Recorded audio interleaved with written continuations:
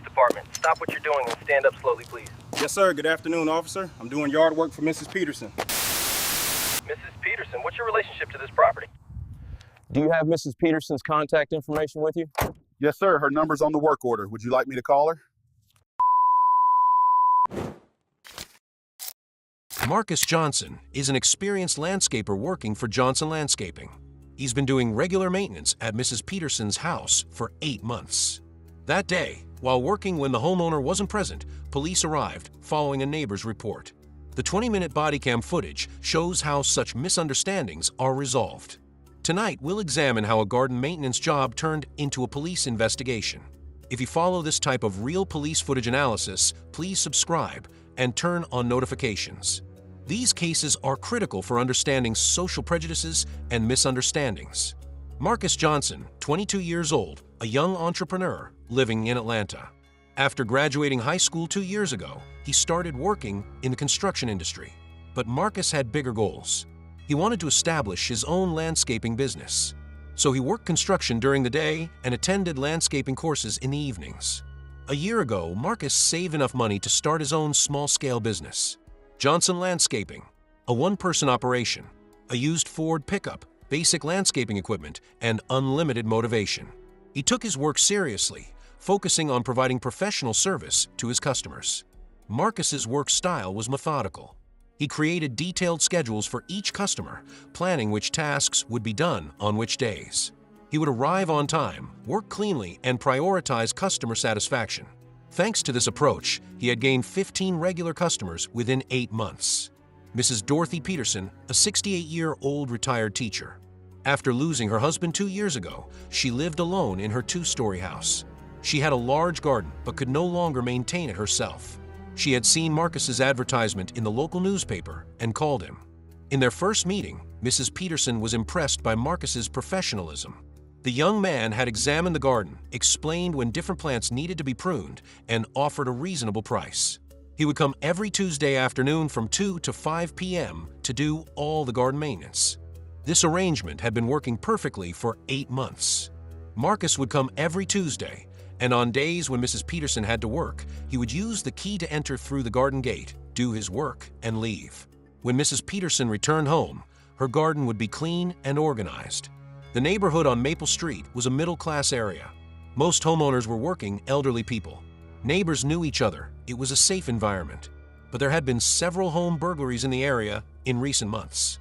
This situation had prompted neighbors to be more careful. That Tuesday, Marcus was following his normal routine. At 2:30 p.m., he arrived at Mrs. Peterson's house, parked his pickup in the driveway, and entered through the garden gate using the key. Mrs. Peterson was working at the hospital that day and wasn't home. Marcus was going to weed the flower beds, cut the grass, and prune the bushes along the fence that day.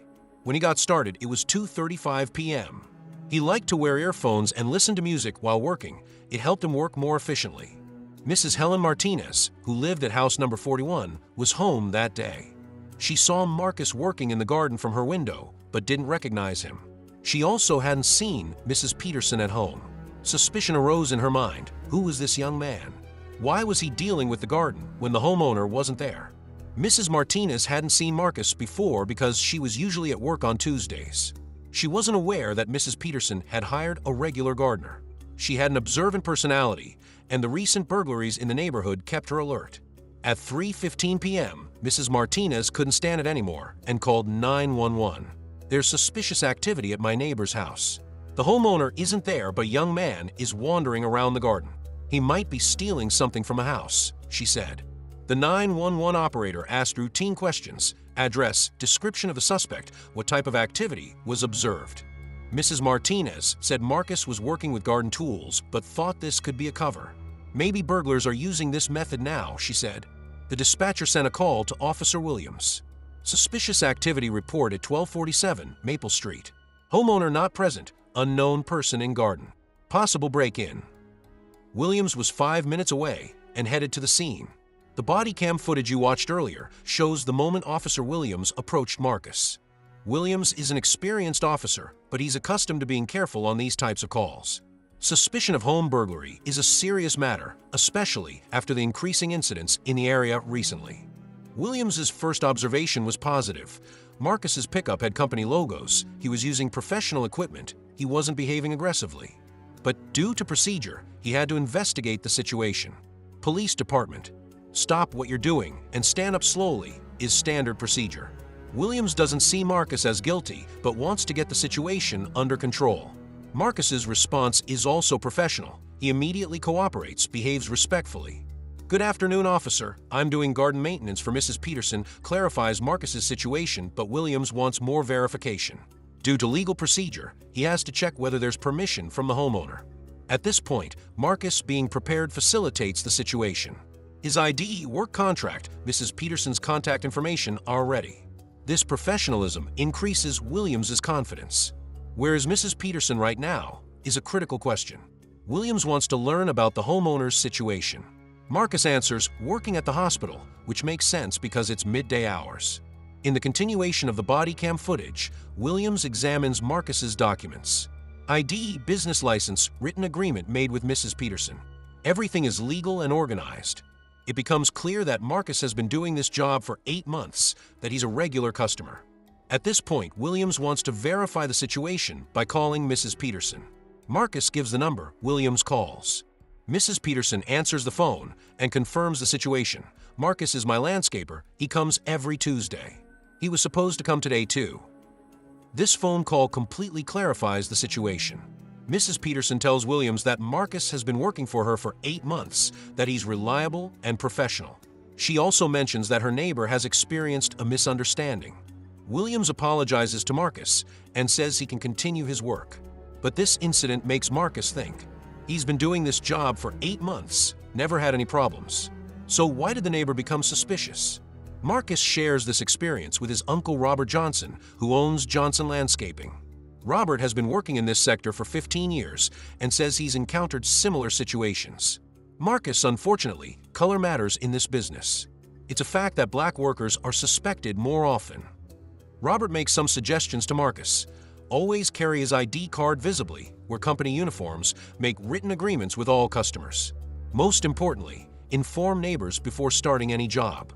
Marcus takes these suggestions seriously and updates his work protocols. When he gets a new customer, on the first day, he starts visiting neighboring houses to introduce himself. "Hello, I'm Marcus Johnson, your neighbor's landscaper. If you see me working at this house, I have legitimate business there," he says. This approach proves effective. As neighbors start to recognize Marcus, suspicion decreases. In fact, some of them want to use his services too. Marcus's customer numbers increase. Mrs. Martinez, the neighbor who made the report, apologizes to Marcus when she learns about the situation. "I didn't know you were Mrs. Peterson's regular landscaper. We're all anxious after the burglaries in the neighborhood," she says. Marcus responds with understanding and offers to provide service to Mrs. Martinez as well.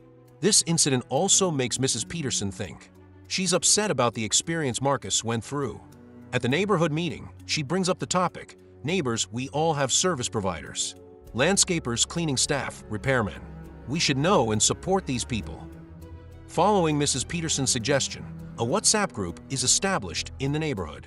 Homeowners share information about service providers. Messages like, "My landscaper Marcus is coming today," "My cleaning staff Janet is at my house tomorrow," are shared. This system proves useful both for security and preventing misunderstandings. Neighbors first ask in the group about service providers they don't recognize, then report if necessary. Officer Williams writes a report after this incident. In his report, he states, "The report was well-intentioned, but there was no suspicious activity. The service provider was doing his legal work. Neighbors could communicate better about service schedules." Williams's report attracts attention at the department. The number of similar false reports is increasing, and this causes waste of resources. The department, together with the community policing unit, starts an awareness program. Within the scope of the program, neighborhood meetings are organized. Police officers explain this to homeowners. They should inform their neighbors who work with service providers, ask questions before becoming suspicious. This will both reduce unnecessary reports and decrease social tension. Marcus emerges stronger from this experience. He makes his work more professional, improves customer relations. Johnson Landscaping reaches 35 customers within a year. Marcus hires one more worker and starts expanding the business. 2 years later, Marcus completes his landscape architecture certification and expands his company. Now, he does not only maintenance but also garden design. He becomes a known and respected businessman in that neighborhood. Mrs. Peterson proudly follows Marcus's success. The misunderstanding we experienced that day was actually a turning point. Marcus emerged stronger and we became more conscious, she says. This case creates a transformation in the neighborhood. Neighbors now know service providers better, support them. Prejudices decrease, communication increases. Even Mrs. Martinez becomes one of Marcus's most loyal customers. Officer Williams starts being more careful in similar cases. When he receives a report, he first evaluates whether the situation is a real crime, shows a more understanding approach to service providers. The striking point in this story is how the problem was solved. No one had bad intentions. Mrs. Martinez was trying to protect her neighborhood. Officer Williams was doing his job. Marcus was also trying to earn his bread. But lack of communication led to misunderstandings. The solution was found in communication. Neighbors got to know each other, shared information about service providers. Marcus introduced himself better. Police also started working more closely with the community. This case shows how social prejudices affect daily life. The situation Marcus experienced is a problem faced by many service sector workers. Workers from Black, Hispanic, or other minority groups face suspicion more often than white workers doing the same job. But the story also shows that change is possible. With the right approach, open communication, and mutual respect, prejudices can be overcome. Neighborhoods can become safer and more inclusive. I want to ask you, how are service providers received in your neighborhood? Do you communicate with your neighbors about these issues? What can be done to prevent misunderstandings? Marcus's story continues today. Johnson Landscaping is now one of the most respected landscaping companies in the region with 5 employees. Marcus is a successful entrepreneur in the business world and also mentors young Black men. The experience he had that Tuesday changed Marcus. He became stronger, more conscious, more determined. What that day taught me is this: no matter how good you are, you can always face prejudice. But you won't allow it. You'll continue doing your job in the best way, he says. Mrs. Peterson is still Marcus's customer. She's now 70 years old, but her garden is perfectly maintained every Tuesday. Marcus now not only provides service to her, but also friendship. Marcus is like my son, says Mrs. Peterson. There are lessons to be learned from this story. First, how quickly prejudices can lead to misunderstandings. Second, how open communication can solve problems. Third, how society can work better together. Neighborhoods should be safe, but this security shouldn't be achieved by putting innocent people under suspicion. Balance should be established, communication should be strengthened, prejudices should be tested. If you want to follow this type of real cases, don't forget to subscribe and turn on notifications. These stories should be told, discussed, learned. Because only this way can we build a better society. We will continue to examine real-life cases on this channel, because there are lessons to be learned behind every story. Everyone should know both how the system works and how it can work better. I'm curious in the comments, if you were in Marcus's position, how would you have acted? If you were in Mrs. Martinez's position, would you have reported? Have you encountered such situations before? See you in the next video. Don't forget to share the story because it's important to talk about these issues.